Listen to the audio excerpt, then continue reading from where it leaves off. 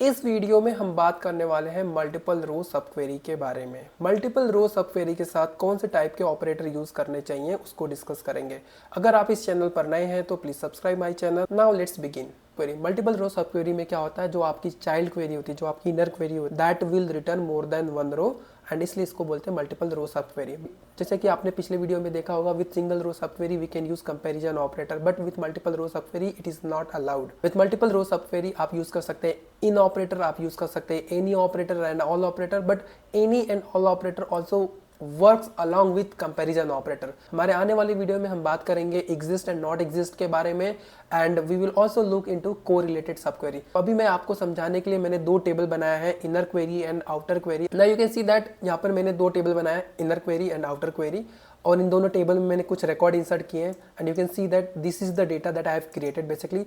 तो हम सबसे पहले एक क्वेश्चन फ्रेम कर लेते हैं। With the help of this question we will try to understand कि मल्टीपल रो सब क्वेरी क्या काम करता है। तो मेरा क्वेश्चन है कि I want amount from outer query, okay, outer query which also present in inner query. ठीक है, ये रहा मेरा question. With help of this question I will try to understand कि मल्टीपल रो सब क्वेरी कैसे काम करता है। So let's try to find out amount from inner query. तो select amount from inner query. अभी हम लिखेंगे query, we will try to find out amount from outer query. तो हमने दो क्वेरी लिख दी, ठीक। अभी हम इसको सब क्वेरी में कन्वर्ट करेंगे और इसके अंदर हम कुछ कंडीशनल चेक डालेंगे। तो मैंने बोला था वही अमाउंट चाहिए, कौन सा अमाउंट चाहिए जो इसमें भी हो। तो I have to write in operator, ठीक है। तो इन ऑपरेटर लिखते ही इसको मैं पैरेंथेसिस के अंदर क्लोज कर दूंगा। This becomes now my child query, this becomes my outer query. और यहाँ पर जैसे कि आप देख सकते हैं कि हमारा जो इनर क्वेरी है that is returning 15, 20, 30 and 44। But जब मैं इस क्वेरी को एग्जीक्यूट करूंगा एक साथ, यू कैन सी दैट इसमें मेरे पास 4 वैल्यूज है, बट यहाँ पर हम जो कंडीशनल चेक डाले हैं amount in, this is going to make sure that कि जो भी अमाउंट है, जैसे ये 10 है ना, तो इट विल चेक कि 10 इनर क्वेरी के किसी एक रिकॉर्ड में एग्जिस्ट करता है कि नहीं। अगर करता है then only it will return, otherwise it will not return. तो अगर मैं इसको रन करूंगा, you can see that we are only getting 20 and 30। Okay, we are getting in output 20 and 30। अगर आप यहाँ पर देखेंगे, so we have 20 and 30 in inner query, then there is two additional values also, 50, 15 and 44। But अगर आप outer query में देखेंगे then there is no 15 and 44, तो इसलिए वो मैच नहीं किया।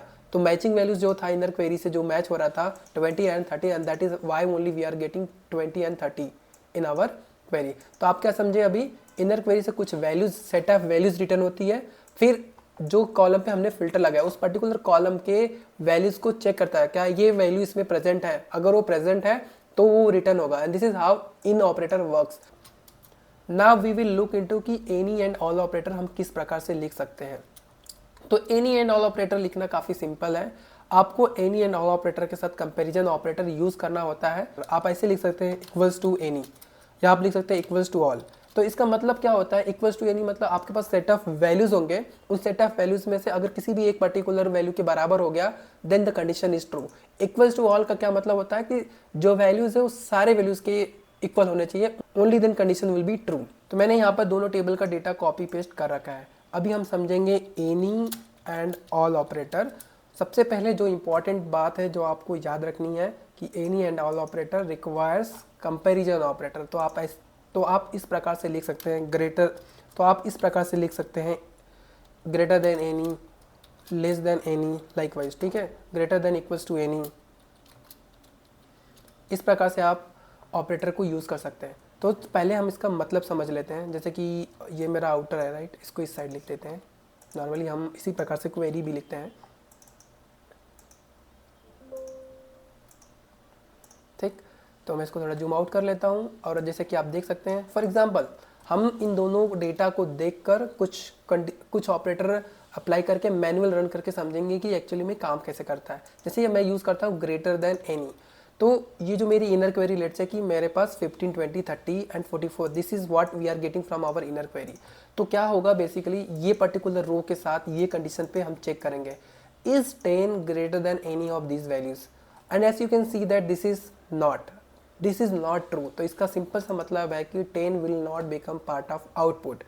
अभी बात करते हैं 20, is 20 greater than any of these values, yes, right, it is greater than 15, that means 20 will become part of output. Next 30, 40, so we will be getting 20, 30 and 40 अगर मैं ये ऑपरेटर यूज करता हूँ। Now let's go and run it. तो यहाँ पर हमने एक क्वेरी लिखी है राइट, यहाँ पर मैं इसको यूज करूंगा ग्रेटर देन एनी। अगर मैं इसको रन करूंगा, as you know we will be getting 3 records like 20, 30 and 40 and you also know the reason why. So अगर मैं यहाँ पर लिख दूंगा ग्रेटर देन ऑल, तो उसका मतलब क्या है बेसिकली कि इसमें से वही सारे रिकॉर्ड रिटर्न होंगे जो इन सारे वैल्यूज से बड़े होंगे। जैसे कि फॉर एग्जाम्पल अगर आप देखेंगे there is none of this value that is greater than all of this values right, at least all of this values are smaller than 44, तो इसलिए कुछ रिकॉर्ड रिटर्न नहीं होगा। अगर आपको चेक करना है we can write here greater than all, ठीक है। तो अगर मैं इसको रन करूँ, you can see we are not getting any single record. तो this is how any and all operator works. I hope कि आपको एक आइडिया लग गया कि एनी एंड ऑल ऑपरेटर किस प्रकार से काम करता है। तो इस वीडियो में हमने सीखा मल्टीपल रो सब क्वेरी, जहाँ पर हमने देखा इन ऑपरेटर को कैसे यूज करना है, एनी एंड ऑल ऑपरेटर कैसे काम करता है। अगर आपको वीडियो अच्छा लगे तो मेरे चैनल को सब्सक्राइब कीजिए, मैं इसी प्रकार से नए नए टॉपिक पर वीडियो लेकर आऊँगा। Thank you, bye bye.